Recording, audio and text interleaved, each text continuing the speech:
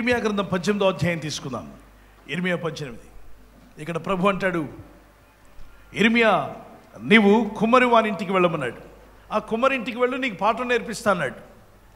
కుమ్మరింటి దగ్గర ఏం పాఠం నేర్చుకుంటాం? కుమ్మరింటికి వెళ్తే మనకి ఏం లెసన్ అర్థమవుతుంది? అక్కడికి వెళ్ళమంటాడు. God send David to cattle field before he go to battle field.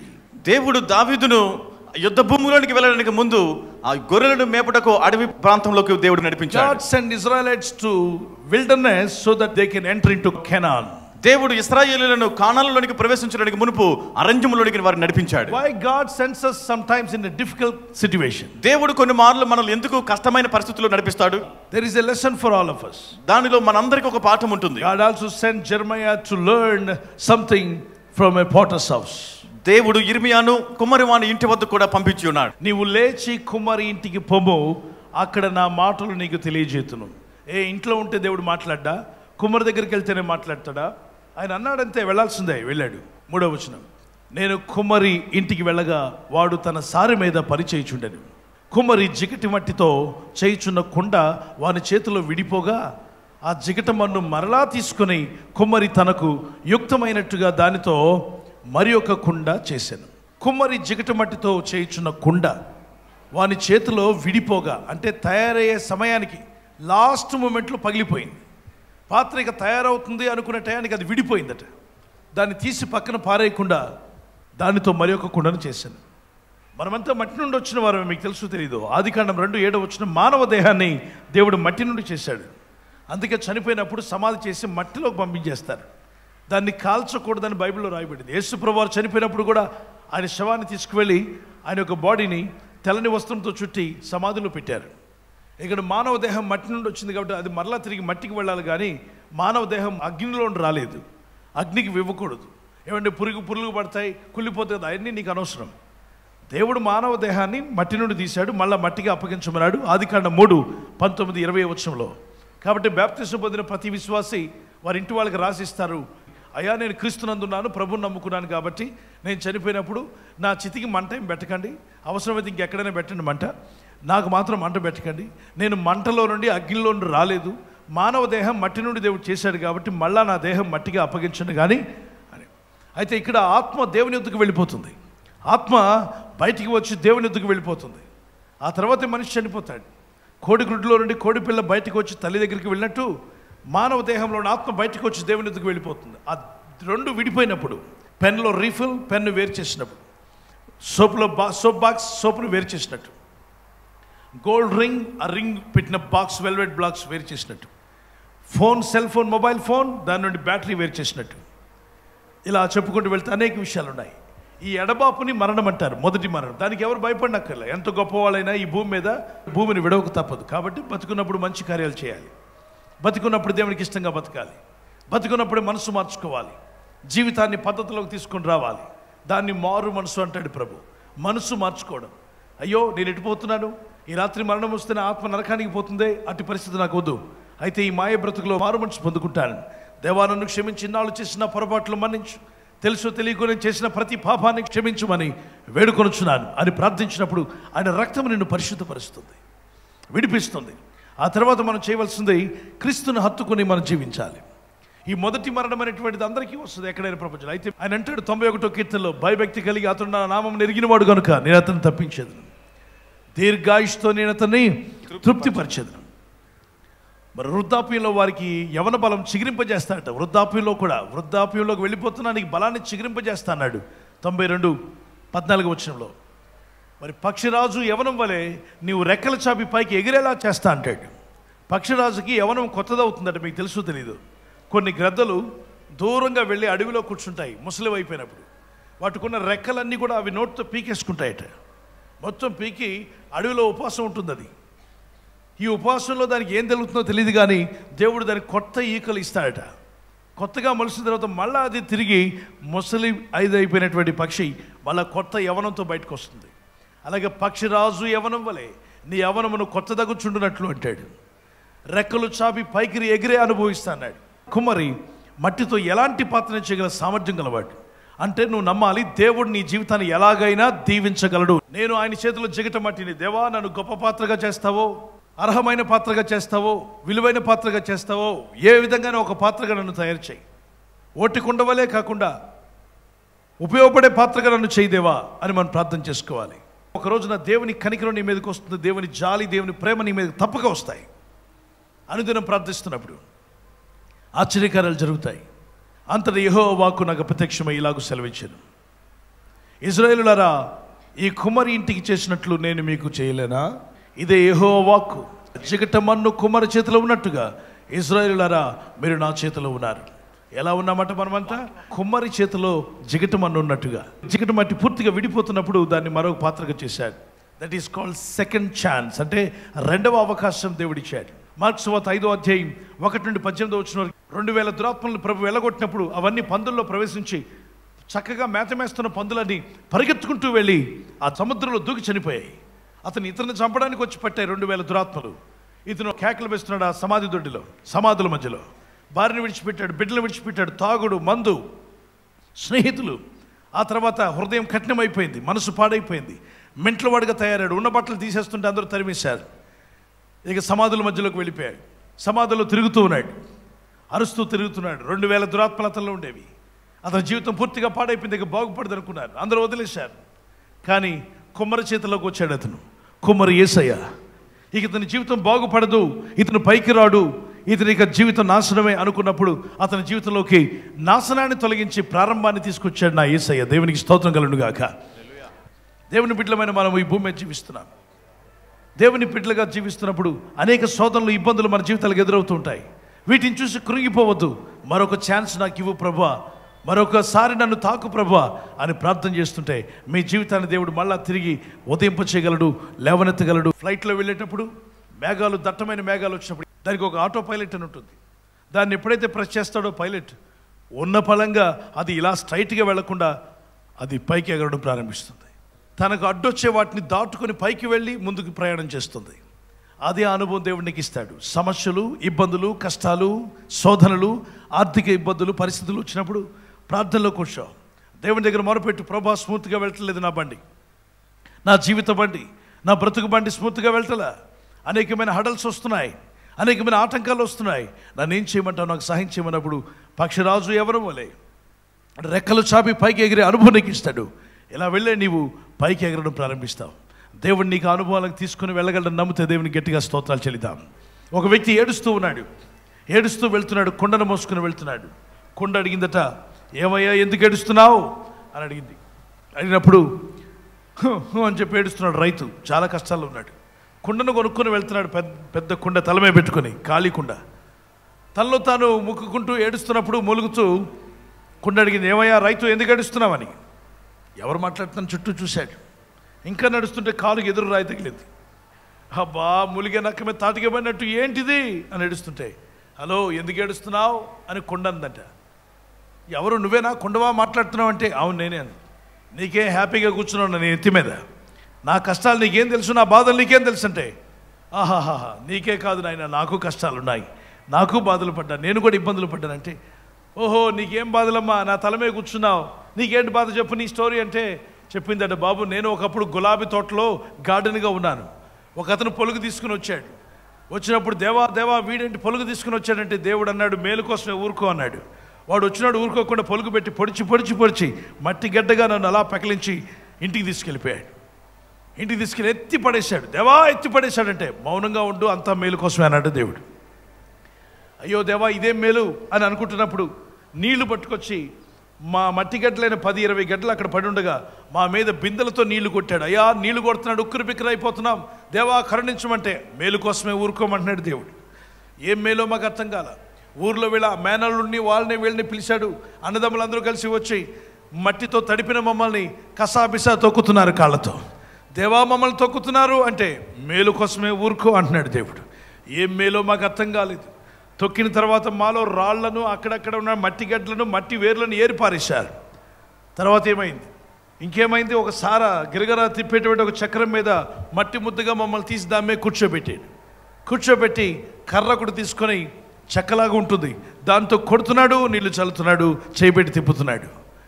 ఓహో మరి ఆ తర్వాత కష్టాలు అక్కడెక్కడ తీరే, ఇంకా ఉన్నాయి మా కష్టాలు. నన్ను ఒక పాత్రగా చేశాడు. పచ్చి పాత్రగా తీసి పక్కన పెట్టి నాలాంటి ఒక ఆరుగురు 7 తయారు చేశాడు. మేమంతా పాత్రలు అయిపోయాం. అప్పుడు రైతు అన్నాడు, కష్టాలు తీరిపోయాయి కదా. ఎక్కడ తీరాయి? ఊరుకోండి సార్, మా కష్టాలు తీరాయని మేము అనుకుంటుండగా, దేవా ఇకనైనా కష్టాలు ఉండవు కదా, ఈ కొమ్మరి మాకేం కష్టపెట్టడు కదా అనుకుంటున్నాం. తెల్లారి లేచి భార్యతో చెప్పాడు, పొగ పెట్టవే అన్నాడు, నిప్పు పెట్టవే అన్నాడు. ఎవరికో అనుకున్నాం. అక్కడ నిప్పు పెట్టిన తర్వాత బట్టీలో తీసుకెళ్ళి మమ్మల్ని అందరూ వరుసగా పీల్చాడు. దేవా ఒళ్ళు కాలిపోతుంది అంటే మేలు కోసమే ఊరుకో అంటున్నాడు దేవుడు. ఇదేం మేలో మాకు అర్థం కాలేదు. ఎర్రగా కాలేదాకా ఒకరోజు వచ్చి చూశాడు. వాళ్ళ ఆవిడంది ఇంకా చాలదంది, మళ్ళీ వెళ్ళింది. మళ్ళా నిప్పు పెట్టారు. 2వ రోజు మరొకడు చూశాడు, ఇంకా చాలదన్నాడు, మళ్ళా నిప్పులో పెట్టారు. 3 రోజులు ఉపవాస ప్రార్థనలాగా కాల్చి పారేశారు మమ్మల్ని. ఈ ఖాళీ అయిపోయిన తర్వాత బయటికి తీశారు మమ్మల్ని. అప్పుడు రైతు అన్నాడు, కష్టాలు తీరిపోయాయి కదా. ఆగు రైతు, అప్పుడే ఎక్కడ తీరాయి? మమ్మల్ని మార్కెట్లో తీసుకెళ్ళి పెట్టాడు. బజార్లో సెంటర్లో పెట్టినప్పుడు రైతు బజార్లో మమ్మల్ని కొనడానికి వచ్చిన వాళ్ళందరూ కొండను పైకెత్తడం, టకాని మొట్టికాయలు వేయడం. బాలేదు అంటారు, పటాపటా మొట్టికి మా నెత్తి నిండా మొట్టికాయలే. రైతు, నువ్వేమైనా తక్కువ మొట్టికాయలు వేసావా రైతు? ఎన్నో మొట్టికాయలు వేశాక నన్ను కొన్నావు, అవునా? ఇన్ని కష్టాలు పడ్డాక ఇప్పుడు నేను నెత్తెక్కి కూర్చున్నా. ఇప్పుడు నేను ఈ గొప్ప స్థానాన్ని పొందడానికి ఎన్నో తిప్పులు పడ్డాను. అన్ని బాధలు పడిన తర్వాత దేవుడు నాకు ఉన్నతమైన స్థాయి ఇచ్చాడు. రేపు మీ ఇంటికి వెళ్ళి కూర్చుంటే నన్ను భద్రంగా మీ ఆవిడ ఒక పక్కన పెడుతుంది, ఉదయం సాయంత్రం నన్ను తడుపుతుంది, నీళ్లు నాలో పోస్తుంది, పిల్లలందరికీ వడ్డిస్తుంది. అంటే అందరికీ సర్వీస్ చేసేదాన్నిగా నేను మారిపోయాను. ఇంత పాత్రగా మారడానికి ఎన్నో ఇబ్బందులు కలిగిన ఇప్పుడు నేను అర్హమైన పాత్రగా, సర్వీస్ చేసే పాత్రగా, విలువైన పాత్రగా, నాకు ఒక రూపం, నాకు ఒక పేరు. నా వైపు అందరూ తెల్లవారుజామున చూస్తారు, మధ్యాహ్నం నా వైపు చూస్తారు, సాయంత్రం నా వైపు చూస్తారు. అవునా కదా? గట్టిగా చెప్పండి. ఇప్పుడంటే ఫ్రిడ్జ్లు ఉన్నాయి, ఒకప్పుడు కొండలే కదా మన ఫ్రిడ్జ్లు. ఇప్పుడు గొప్ప స్థానం వచ్చింది. ఇది నిజమన్న వాళ్ళు చేయొద్దండి. రైట్. అంటే ఒక స్థానం దేవునికి ఇచ్చే ముందు కొన్ని పరిస్థితులు ఇబ్బందిగా ఉన్నా నువ్వు ఏమాత్రం బాధపడకుండా ప్రార్థన చేస్తూ ముందుకు వెళ్ళాలి. వెళ్తూనే ఉండు. ఒకరోజు నువ్వు ఉన్నతమైన స్థాయి దేవునికి ఇవ్వబోతున్నాను నమ్మితే దేవునికి స్తోత్రాలు చెల్లిద్దాం గట్టిగా. హల్లెలూయా. ఉన్నతమైన స్థాయి రాబోతుంది. ప్రభు నీకు తప్పక దయచేస్తాడు. దేవుడు నేను దీవించి బలపరుస్తాడు. ఇప్పుడు మనం చేయవలసిన, దేవా నేను ఒక జిగట మట్టిగా నీ చేతుల్లోకి వస్తున్నాను. ఇన్నాళ్ళు లోకం చేతుల్లో ఉంటే మనల్ని తీసి అవతల పడేస్తారు. కొండ పగిలినట్టుగా ఉంటే తీసి పక్కన పడేస్తాడు. కానీ మన దేవుడు ప్రేమ కలిగిన వాడు, పక్కన పడేయడు. పగిలిపోయిన కుండను కూడా మళ్ళా తీసి నీళ్లు చల్లి దానికి సెకండ్ ఛాన్స్ ఇచ్చాడట. అంటే నీ జీవితానికి మరొక ఛాన్స్ కూడా ఇచ్చి నిన్ను పైకి తీసుకొని రాగలడని నమ్మితే నీ చేతిని పైకెత్తు. ప్రార్థన చేసుకుందాం. ఆ కుమ్మరి చేతిలో నా జీవితాన్ని పెడతానని వారు చేయొద్దండి. యేసయ్యా, నీవు నా కుమ్మరివి, నేను జిగట మట్టిగా నీ చేతిలోకి వస్తున్నాను. ఇక నీ చేతుల్లోనే నన్ను ఉంచు. నా కుటుంబము, నా ఆర్థిక విషయాలు, నా ఇండ్లు, నా జీవితము, నా భవిష్యత్తు అన్నవారు మీ చేయి పైకెత్తి ప్రార్థన చేద్దాం. ప్రభువా నన్ను తాకమని గట్టిగా అడుగుతూనే ఉన్నాడు. యేసయ్యా, నువ్వు నా కుమ్మరివి, నువ్వు ఒక మంచి పాత్రగా నన్ను తయారు చేయి. విలువైన పాత్రగా, ఘనమైన పాత్రగా, అర్హమైన పాత్రగా, ఉపయోగపడే పాత్రగా చేయి నాయన. సేవ చేసే పాత్రగా చేయి తండ్రి. 10 మందికి ఉపయోగపడే పాత్రగా నన్ను చేయదేవా. నాలో ఏదైనా లోపం ఉంటే తీసివేనైనా, పగిలిపోయే పాత్రగా ఉంటే తిరిగి 2వ ఛాన్స్ నాకు దయచేయి. తెలుసో తెలియకునే పగిలిపోయానేమో, విడిపోయానేమో, తిరిగి మళ్ళా నన్ను మరొక పాత్రగా చేయి తండ్రి. Lord, you can give second chance to everyone. ప్రభు ప్రతి ఒక్కరికి నీవు మరలా రెండో అవకాశాన్ని ఇస్తూ ఉన్నావు. Yes, my brother and sister, God will restore your life. సహోదరి సహోదరుడు, దేవుడు మరలా నీ జీవితాన్ని తిరిగి కట్టుచున్నాడు. He will rebuild again. ఆయన మరలా నీకు తిరిగి కడతాడు. He will give you new life. నూతన జీవితాన్ని ఇస్తాడు. He can change you. నిన్ను మారుస్తాడు ఆయన. He can bless your life. నీ జీవితాన్ని ఆశీర్వదిస్తాడు. Young man, pray. Say, the Lord, I am a clay coming into your hand. You are my potter. యవనస్తుడు ప్రార్థించండి. ప్రభు ఒక మంటిగా నీ చేతుల్లోకి వస్తున్నాను, నీవు నా కుమ్మరివి ప్రభు అని స్వరమెత్తి ప్రార్థించు. I am just a clay to coming to your hand, my God. నేను ఒక మన్నుగా నీ చేతుల్లోకి వస్తున్నాను తండ్రి అని ప్రార్థించు ప్రతి ఒక్కరు. You are my potter, touch me and help me, Lord. నీవే నా కుమ్మరిగా ఉన్నావు, నన్ను తాకుము, నన్ను ఆశీర్వదించమని ప్రార్థించు. Fill me with the Holy Spirit. నీ పరిశుద్ధాత్మతో నన్ను నింపండి. Anoint me, Jesus. యేసు నన్ను అభిషేకించండి. Use me for your glory, Father. నీ మహిమ కొరకు నన్ను వాడుకొనుము తండ్రి. Thank you, my Jesus. నా యేసు నీకు స్తోత్రం ప్రభు. We worship you, we glorify your name. నిన్ను ఆరాధిస్తున్నాం, నీ నామాన్ని మహిమపరుస్తున్నాం తండ్రి. We magnify your name, Jesus. యేసయ్య నీ నామాన్ని ఘనపరుస్తున్నాం తండ్రి. ప్రార్థిస్తున్న ఈ పాట అందరూ కళ్ళు మూసుకొని పాడదాం.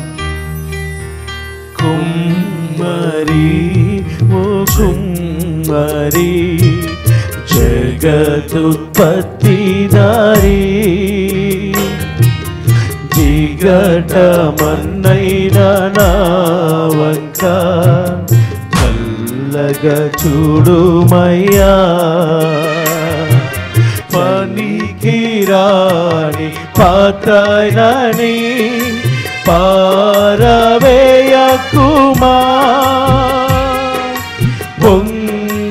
పొరలు పాత్రగా నన్ను నింపుమా. పనికిరాని పాత్రయని పారవేయకుమా. పొంగే పొరలు పాత్రగా నన్ను నింపుమా. కుమ్మరి ఓ కుమ్మరి జగదుత్పత్తిదారి చీకటమన్నైన నా వంక చల్లగా చూడుమయ్యా. చీకటమన్నైన నా వంక చల్లగా చూడుమయ్యా.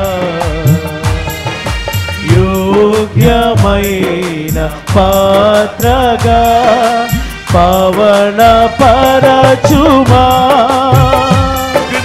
ఘనతకైన పాత్రగా మార్చివేయుమా. యోగ్యమైన పాత్రగా పవన పరచుమా. ఘనతకైన పాత్రగా మార్చివేయుమా. కుమ్మరి ఓ కుమ్మరి జగదుత్పత్తిదారి చీకటమన్నైన నా వంక చల్లగా చూడుమయ్యా. చల్లగా చూడుమయ్యా. పనికిరా పాత్రయని చేతులు వేసే పారవేయకుమా.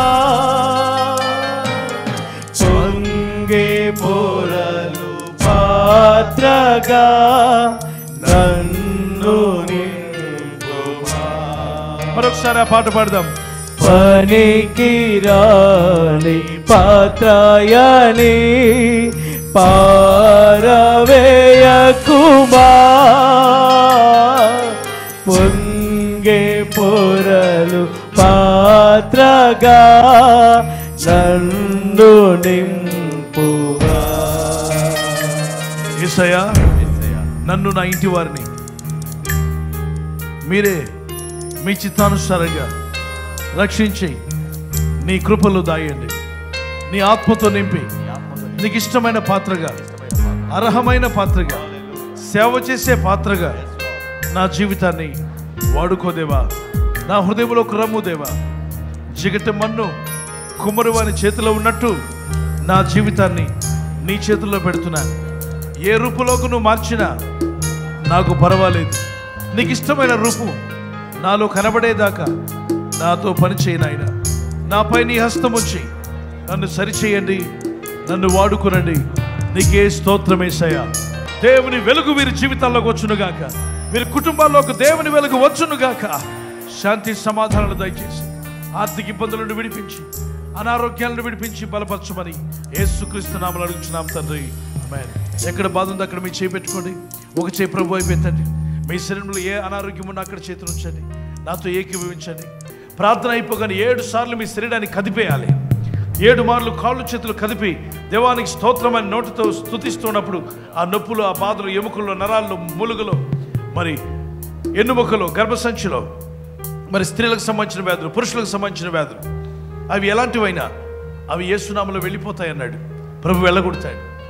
వెంటనే మిమ్మల్ని మీరు చెక్ చేసుకుని మీ సాక్ష్యాలు మాకు తెలియపరచవచ్చు. చెప్పండి, యేసయ్యా మా ప్రతి విషయాన్ని చేతికి అప్పగిస్తున్నాను. మా ఆత్మ, శరీరం, మనస్సు, నా కుటుంబము, నా వ్యాపారము, మా ఉద్యోగాలు, మా ఆర్థిక విషయాలు మీ కాపుదల్లో ఉంచండి. Thank you Jesus. మంచి ఆరోగ్యాన్ని ఇస్తానన్నావు. నీ గాయపడిన హస్తం నా మీద ఉంచి స్వస్థపరచండి ప్రభా. నీ స్తోత్రం స్తోత్రం చెప్తున్నాను. In the name of Jesus, Satan, I bind you right now. యేసు నామములో సాతాను నిన్ను బంధిస్తున్నాను. Evil spirits, darkness, all types of pain and sickness in their body. అపవిత్రాత్మల చీకటి సంబంధమైన ప్రతి విధమైన శరీరంలో బాధ కలిగించు దురాత్మలారా. Blind, deaf spirit, blind spirit, any kind of evil spirits in their body. శరీరంలో ఉన్నటువంటి గుడ్డి ఆత్మ అయిన చెవిటి మోగాత్మ ఎటువంటి అపవిత్రాత్మ శరీరంలో ఉన్నప్పటికీ, Any pain in their body. శరీరంలో ఎటువంటి బాధతో ఉన్నా, Any kind of headache, ఎటువంటి తలనొప్పి ఉన్నా, neck pain, మెడ నొప్పి, any kind of cold, cough and fever, జలుబు, దగ్గు, జ్వరముతో బాధపడుతున్నప్పటికీ, chest pain, ఛాతిలో నొప్పి, problem in the heart, గుండెలో బాధ సమస్య, kidney stones, మూత్రపిండాల్లో రాళ్ళు, liver problem, కాలేయ సమస్య, any kind of problem in their body, శరీరంలో ఎటువంటి సమస్యతో బాధపడుతూ ఉన్నా, problem in the womb, గర్భసంచిలో సమస్యతో ఉన్నా, even woman related, men related diseases, స్త్రీల సంబంధమైన పురుష సంబంధమైన రోగములతో ఉన్నప్పటికీ, old age problems, వృద్ధాప్యములో సమస్యలు, joint pains, మోకాల నొప్పులు, కీళ్ళ నొప్పులతో బాధపడుతున్నా, burning sensation, అరికాలు అరిచేతుల మంటలు, I command, come out. బయటికి రమ్మని ఆజ్ఞాపిస్తున్నా. In the name of Jesus, go. యేసు నామములో బయటికి పో. Leave my people in Jesus' name. యేసు నామములో నా ప్రజలను విడిచిపెట్టు. Any pain, go, come out. ఎటువంటి బాధైనా తొలగిపో, బయటికి రా. Even back pain, go in Jesus' name. నడుము నొప్పి యేసు నామములో తొలగిపో. Be healed. స్వస్థత పొందండి. Be healed in Jesus' name. యేసు నామములో స్వస్థత పొందుడి. Any kind of disease, the spirit of pain, come out in Jesus' name. ఎటువంటి వ్యాధి బాధించే దురాత్మ శక్తులను యేసు నామములో బయటికి పొమ్మని ఆజ్ఞాపిస్తున్నా. Completely be healed. పూర్తి స్వస్థత పొందుకోనండి. Receive healing and receive blessing. స్వస్థత పొందుకోనండి, ఆశీర్వాదాలు పొందుకోనండి. When back pain, go in the name of Jesus. నడుము నొప్పి కూడా యేసు నామములో తొలగిపోమని Receive ఆజ్ఞాపిస్తున్నా. healing right now. స్వస్థత పూర్తిగా పొందుకోనండి. Those who don't have pregnancy, those who are waiting for pregnancy, miraculously she may conceive for the glory of God. సంతానం లేకుండా గర్భఫలం కొరకు ఎదురు చూస్తున్న వారు అద్భుత రీతిలో గర్భము ధరించి బిడ్డలను అద్భుత రీతిలో కందురుగాక. Miracle may happen to them. వారి జీవితాలు అద్భుతం జరుగునుగాక. Yes, the Lord is touching you and healing you. Clap your hands and praise the Lord. ప్రభు మిమ్మల్ని ముట్టి స్వస్థపరుస్తుండగా గట్టిగా చప్పట్లు కొడుతూ యేసయ్యను స్తుతించి ప్రభువును స్తుతించండి. ఇలా చేతులు పైకెత్తి పైకి చూస్తూ థ్యాంక్ యూ జీసస్ అని చెప్పండి. మరొకసారి గట్టిగా ఒక 3 సార్లు థ్యాంక్ యూ జీసస్ అని గట్టి. మరి కాళ్ళు చేతులు కదుపుతూ thank you Lord, thank you Lord. మన అవయవాల ద్వారా దేవుని గణపరచమన్నాడు. కాళ్ళు చేతులు కదుపుతూ ప్రభుని స్తుతించండి. ఎస్, ప్రభునామని గణపరుస్తూ. మీరు ఇందాక చెయ్యి నొప్పి ఉందని పెట్టారే, అక్కడ 7 మార్లు ఆ శరీర భాగాన్ని కదిపేయాలి. కదపండి చేయత లేకపోతే 7 సార్లు ఎత్తండి. 7 సార్లు అని చెప్పాను. మెడ తిప్ప లేకపోతే 7 సార్లు తిప్పండి. కాలు వంచకపోతే 7 సార్లు వంచండి. ఆ నడిపిలో తిప్పుతున్నప్పుడు 7 సార్లు తిప్పండి. నొప్పి, బాధ, వేదన మీ శరీరాల నుండి వెళ్ళిపోతూ ఉంది.